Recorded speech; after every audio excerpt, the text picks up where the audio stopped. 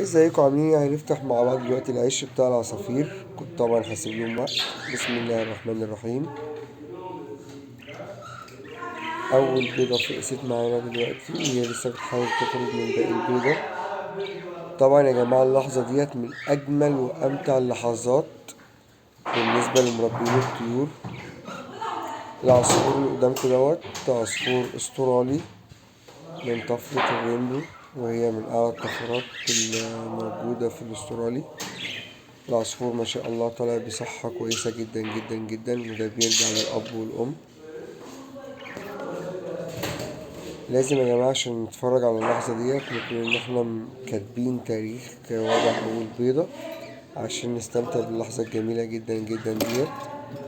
طبعا ما ينفعش نلمسهم دلوقتي أو نعمل أي حاجة في العش، لأن الأم بتكون خايفة وقلقانة جدا جدا جدا، وخصوصا إن هي أول مرة معانا. لسه بننفصل داخل التاني. طبعا المفروض في الوقت بنجهز وجبة البيض المسلوق على البقسماط، وطبعا مش هنسيبها في العش أكتر من ساعتين. لو حابين تعرفوا ازاي نوصل للإنتاج سيب لي أي كومنت.